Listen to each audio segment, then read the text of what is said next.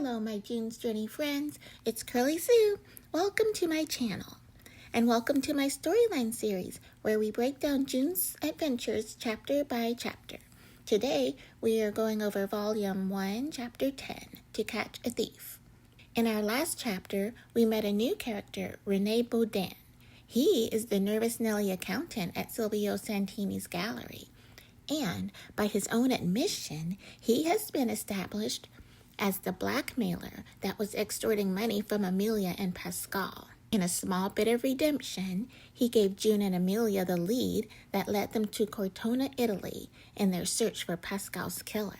To recap, June and Amelia have discovered that Amelia's boyfriend Pascal has died on his way to taking the blackmail money to the drop-off point, and now they have to identify the body. The body is indeed Pascal, and now we have questions about how and why he died. They retrace his steps to the bar where he liked to drink, where they discover he had been arguing with someone in a purple vest. They found a hand-drawn map of Silvio's gallery that the two had left, so curious, they made their way over there, where they find Silvio lamenting over a stolen painting. Immediately, they suspect Pascal and the mystery accomplice. They go inside the gallery and meet Rene Baudin, Silvio's skittish accountant. He denies even knowing about the stolen painting, but they find the bag of blackmail money after he runs off. They track him down to a boarding house where he finally admits to the blackmail. They also learn that the mysterious purple-vested accomplice of Pascal boarded here as well. After snooping through his room, we find that he has taken off to Cortona, Italy. So that's where we're going too. And so starts Volume 1, Chapter 10, To Catch a Thief. We boarded a train to Italy on the trail of Pascal's killer, but the trail led to the least likely of suspects.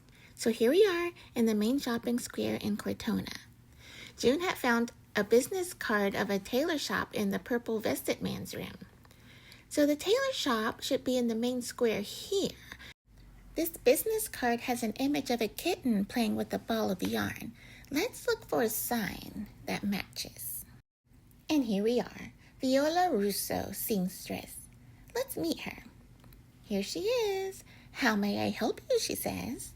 Well, how awkward. They're about to ask this woman if she's seen a man that they've never even seen before. June does her best to describe him. He's a young man with brown hair, average height. He bought a purple vest here. I'm guessing that June is assuming that last part, because how does she know that? Viola shuts them down anyway. I don't keep track of every customer, she says. Bernardo, this man sitting next to Viola, is not as rude, and he's trying to help. A purple vest, huh? Reminds me of Cesar. Viola tells him to shush it up. But too late, June has already heard him. Who's Cesar? Viola tries to poo-poo away this new information. She seems quite the suspicious girlie here. Don't mind my father. He's thinking of the vest my husband wore at our wedding. But that was 17 years ago. So, bye. But no, Bernardo is sure. Nope, it was way more recent than that. I have a picture in my bag. Now, where is it? Don't worry, June will find it. And here it is. Let me show you the photo. It's a family photo. Here's Cesar, Viola, and this is Luca, spitting image of his father. Well, maybe we're getting somewhere. June asks if they can speak to Cesar. Nope, not here, says Viola. Well, this is important, June says. Where can we find him? Because we think your husband is a dirty, art-thieving killer. No, she didn't say that last part. Viola is already stonewalling. But fine, Viola says, if you insist, he's up the main road about a mile. So here we go, a mile down the road, walking towards a cemetery? This can't be right. Amelia is annoyed. Viola said her husband Cesar would be here. Virginia says, what about that man over there? He looks like Cesar. Virginia goes up to the man to ask. Excuse me, she starts to ask, but then realizes that this man is just a kid. Oops, sorry, I thought you were someone else. The kid says, it's no bother, I'm Luca. And you? I'm Virginia, I just got into town this morning. Lucas says, "Yeah, I know. I would have remembered seeing you." Oofta, I think there's a little attraction amongst the littles. But here come June and Amelia to see what's up. "Aunt June, this is Luca." June recognizes him as the boy from Bernardo's photo. "You're Cesar's son." The kid acknowledges this and asks how June knows. "How did you know my father?" he said. "Did?" June asked. "Do you mean?" Yes, he does mean. Luca's father is dead, and his marker is right over there, 1 mile up from the tailor shop, just like Viola said. The gravestone reads, Cesar Russo, beloved husband and father, 1892 to 1925. "Oh, Luca, I'm so sorry." "It's okay," Luca says. "I still have my mother and grandfather." So, Viola is his mother and Bernardo is his grandfather. But we're going to pivot now. "Anyone want some ice cream?" Luca says. "My favorite gelato cart is just up the road." Well, Virginia's excited. "Can we, Aunt June?" Let's forget about dead Pascal for a little bit here. Ice cream sounds lovely. While Virginia and Luca are off getting their ice cream, June and Amelia have a moment.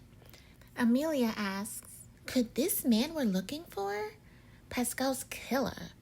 Could it be Luca?" June says, "When I saw the picture of Cesar in the photo, I was sure we had found our man." I'm finding this odd as June has never set eyes on this man that we're looking for. But since we've learned he's dead, let's switch our attention to Luca since they look alike.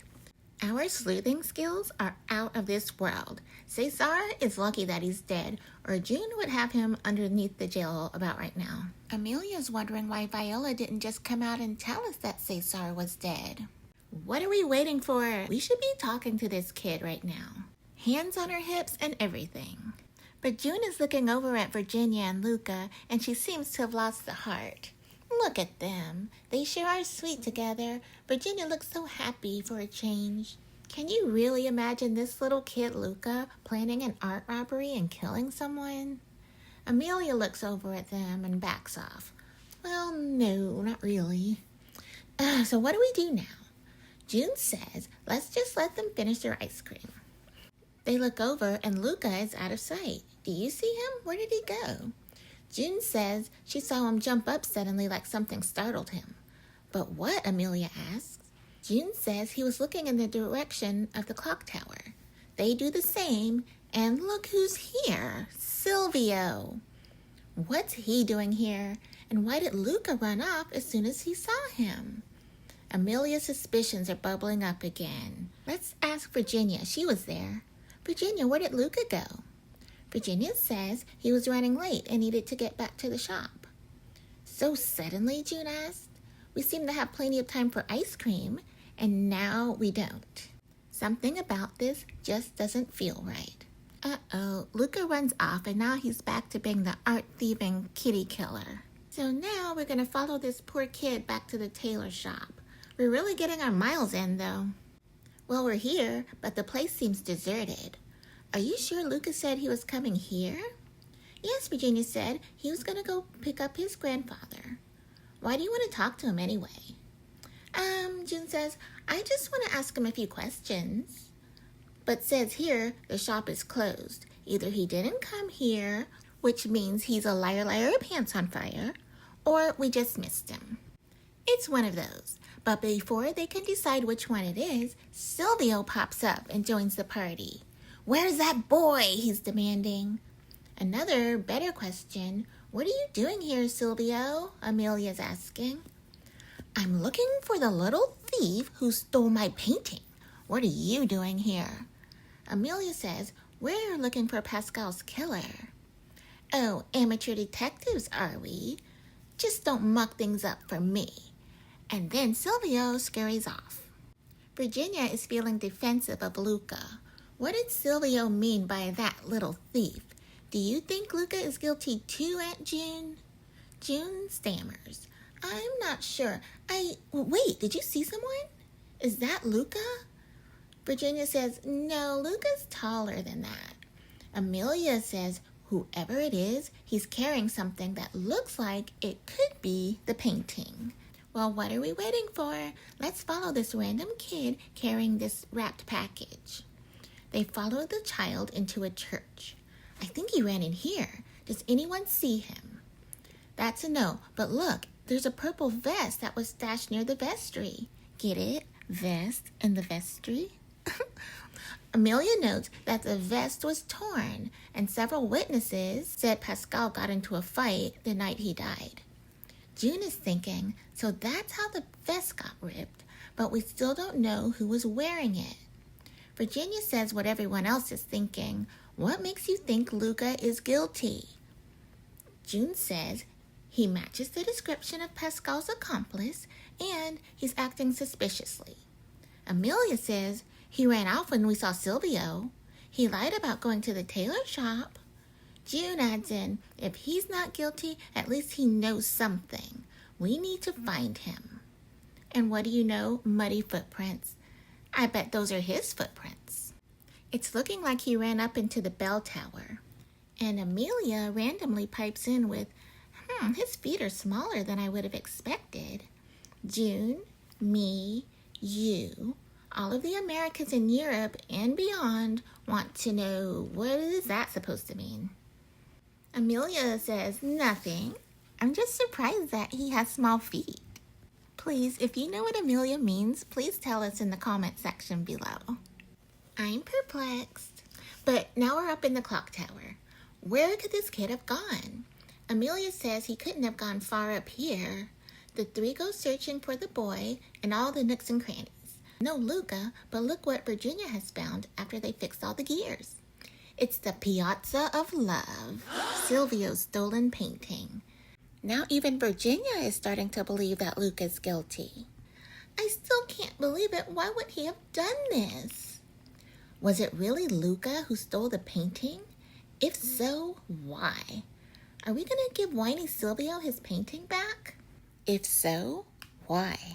And we still don't know who killed Pascal. Is Luca really a little art-thieving kitty murderer?